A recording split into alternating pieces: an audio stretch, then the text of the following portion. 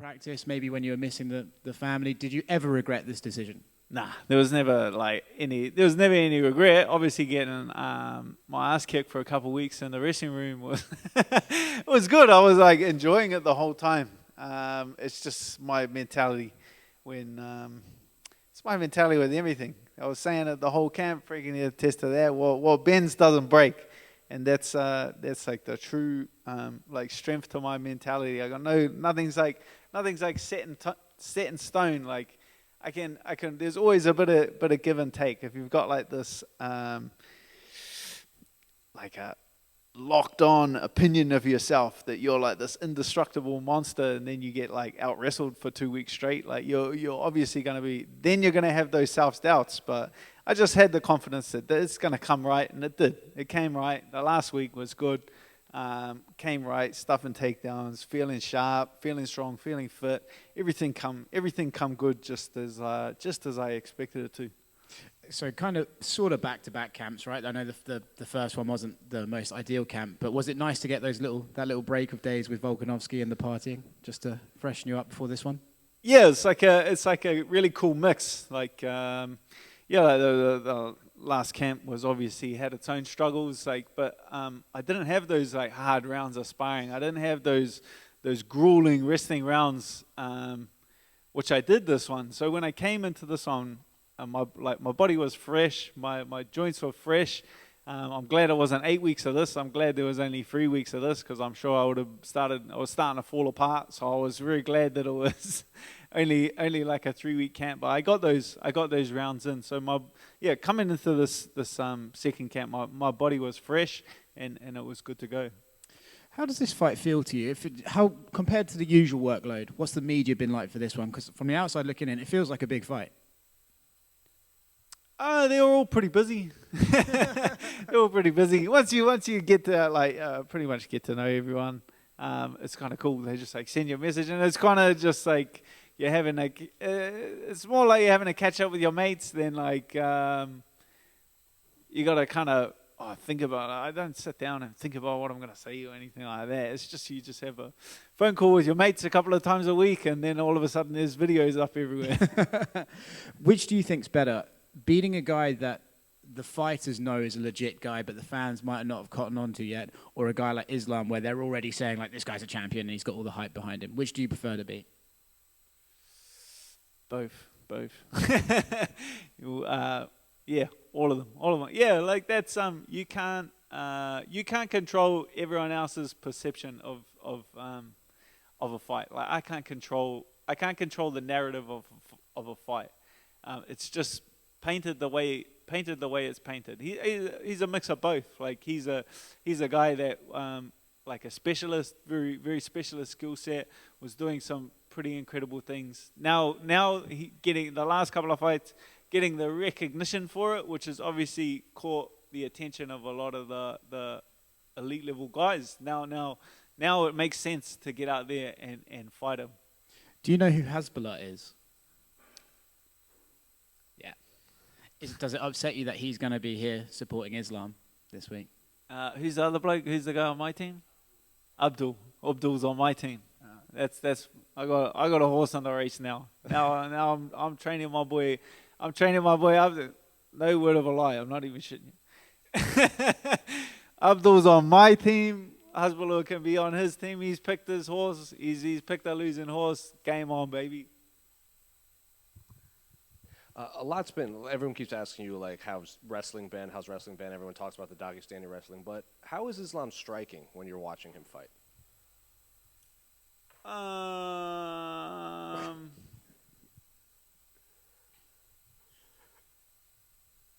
Yeah, it's like, he's standing up. Sure. Yeah, he does some stuff. Yeah, cool. Like, hey, that's what I say. A broken clock's right twice a day. You know what I mean? Like he's got a couple knockouts. He's hurt some people. He can strike. Obviously, it's purely to set up his takedowns. Like that's genuinely what like his striking is, to set up his takedowns. Was there any actual conversation in making this a 5-round fight? I saw you guys tweeting about it. Well, I like kind of kicked the bucket, and then and then I got on a plane and come here. So I haven't run into any of the UFC higher ups. So I don't know. Like I've put it out there. If it gets switched, mate, they could switch it whenever. Like you're telling me ringing the bell 2 more times is going to cause that much drama? Like it's not that difficult of a decision to make. I'm willing to do it. If the UFC want it, like let's get it done. He said it's going to be bad for me. I'm gonna take that as a yes. I'm gonna take that as he's game for 5 fights. So whether they do it now, whether they do it tomorrow, whether they do it after weigh-in, whether I get to the venue on Saturday night and they say no, it's 5, not 3 rounds, like good to go. Like I'm game for that. Let's do it. We spoke with Drew Dober before his fight, and even there was that stretch of time when people thought maybe Michael Chandler would fight him for his debut, they said their DMs just blew up with Russian fans threatening their lives, saying you're going to die, this and that, when they were just tied to a fight with Islam. How did your DMs react when you finally got this fight? Mate, I've had Russians in the DMs for a long time, but I don't know where that would have possibly started, but it's been for years. I've had years. I'm immune to it. Honestly, like you're just barking up the wrong tree if you think you're gonna get under my skin with any computer talk. Like a computer's computer, you know what I mean? Like face to face is a whole different story. And yeah, not many tough guys in your face. Hi, Dan. The first question is, I think it's been a long time since you had normal preparation for a fight. Even it seems like every camp is doomed in a way. So, did you miss having a normal, proper preparation? I've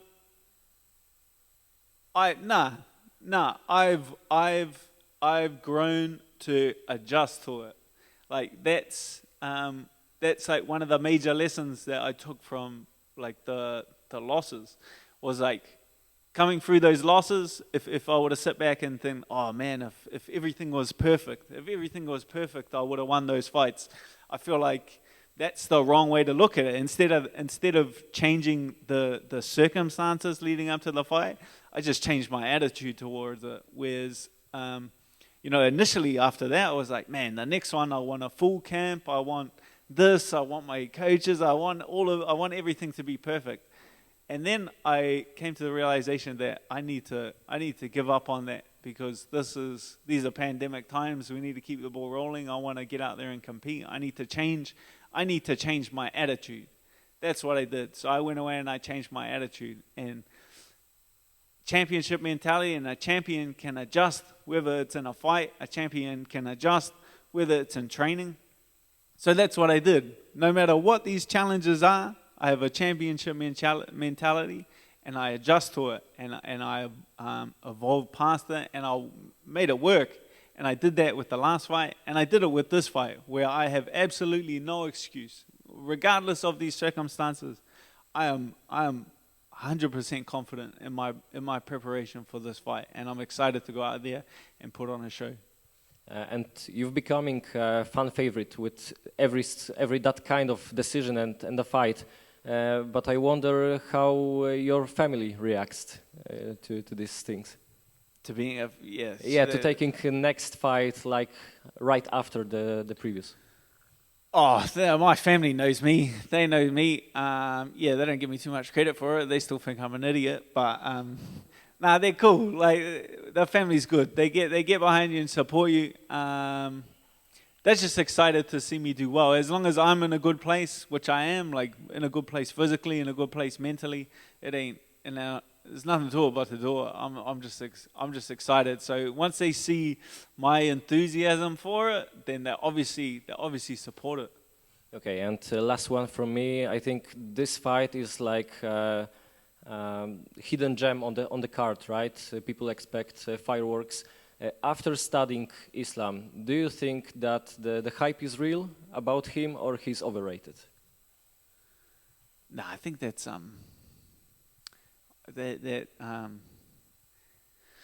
that like train of thought never appealed to me, or I never understood like discrediting an opponent's achievements leading into a fight, because then you're just like, then when you beat them, you're just downplaying your own achievements. You know what I mean? So I have no intention to nitpick his past or nitpick any of his achievements and kind of downplay him.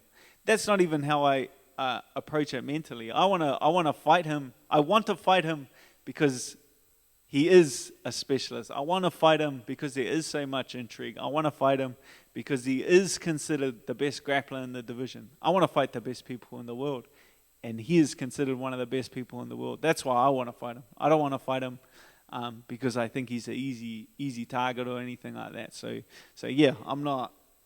Never doesn't make sense to discredit him. So I 100%. He's deserved everything he's achieved. This is his party. I'm just here to spoil it. That's my whole plan. Okay, thank you very much and best of luck on Thank you. Saturday. Hey Dan, we've seen you in the gym and doing some training in Dubai. What are your experiences of the UAE and how much you're looking forward to fighting in Abu Dhabi on Saturday? Oh yeah, for sure. Well, I got stuck here after my last fight for 4 or 5 weeks, and I made the most of it. Went to TK MMA, and had great experience. It was a good team. It's like you can definitely feel it. Like it's just a bustling. It's a bustling MMA kind of mecca. It's like the same kind of feeling as Thailand. Like everyone comes here. It's like a very central place. Everyone can come and train, and it felt very much like Thailand. There were a lot of friendly faces from Thailand as well because they were getting at that time they were getting stuck out of there. So it was great training. Had people from all over the world getting some great rounds in with guys from Russia, guys from all throughout Europe. Who was an incredible experience. I feel like the UAE, Abu Dhabi, Dubai has got a massive future in terms of mixed martial arts. We've seen in the past a real vociferous big support for the Russian and Dagestani fighters. How much do you relish the opportunity to walk into a kind of away fixture? Oh, I love it. I love they're equally as exciting to me, whether it's main eventing a sold out show in your hometown or going out there and everyone's like everything is energy. Whether there's 10,000-20,000 people screaming for you in support, or there's 10,000-20,000 people wanting your blood. Like both of those get me just as excited. I relish this opportunity like nothing else. Like it's the way I'm approaching this fight. Is that I'm coming over here to the foreign shore, away from home, and I'm coming to spoil the party. I'm coming to raid these shores and take all this gold back to Las Vegas. That's where I'm going. Cool. All the best. Thank you. Hi, Dan. Yo. Is there an update on New Zealand and when you can get back home after this weekend? No. Nah, they have so it's like a lottery. You just enter the lottery. I think there've been like four or five since I took the fight, and no dice. I'm just focusing on. So after this fight, I go back to Las Vegas. And then the UFC's flying my family out, so they're flying my wife and daughter out to Las Vegas. Once they get here, I'm content, man. I'm content. And also we got like Brad Riddell fights before the end of the year. Kai Kara France fights Cody Garbrandt before the end of the year. Those are both in Las Vegas. So I'm just focusing on the positives. I get to be over here for my teammates when they come here and help them out with whatever they need for their camps, support them in any way possible for their camps, and it's that is something that I'm very Bam Bam as well. He's coming over to Las Vegas. That'll be a good after party. There's nothing but positives. That's all I'm thinking of. And then as soon as New Zealand will let me back in, I'm sure I'll return back to New Zealand. What sort of plans do you have with your family in Las Vegas throughout the rest of the year? Not too sure. I take everything as it comes. My wife's got family in New York and Manhattan, so I haven't really thought past Christmas in New York. We got all those 3 fight shows: Bam Bam, Brad Riddell, Kai Kara France, New York for Christmas. Israel's up in February. I'll be on that card as well. Let's get it going. Like the future is bright. Is there an update on City Kickboxing and whether on the relocation to America to sort of bypass or circumvent restrictions on getting back into the country? Yeah, well, that's like Kai and Brad. That's two more guys that are stuck here. Both of those guys don't have vouchers to return home, so that's two more guys that are stuck here before the end of the year. But in terms of like the decision on that, that's above my pay grade. I'm not. That's for our coaches and our our management teams to kind of figure that all out. That's yeah. Thanks, Dan. No worries. What's up, Dan? How you going? I'm doing great, and you? Not bad. I'm from Russia. Moreover, my name is Islam as well. So Nice. the question is, I've noticed that you are a huge betting underdog in this fight. So please name 3 arguments not to bet against you.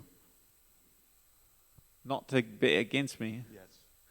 I don't feel like it's my place to try and convince people how I'm going to win. They can go back and watch my fights, and they'll know that that's not. I don't want to change the line too much before the boys get their money down in on me. You know what I mean? Like it's time for the boys to make some money. Like I'm gonna throw a few dollars down on myself as well. Like I don't want that line to shift too much before I get my money in. So yeah, it's not my place to justify. I'm relishing that. I'm relishing that 4-1. Oh baby, we're getting paid.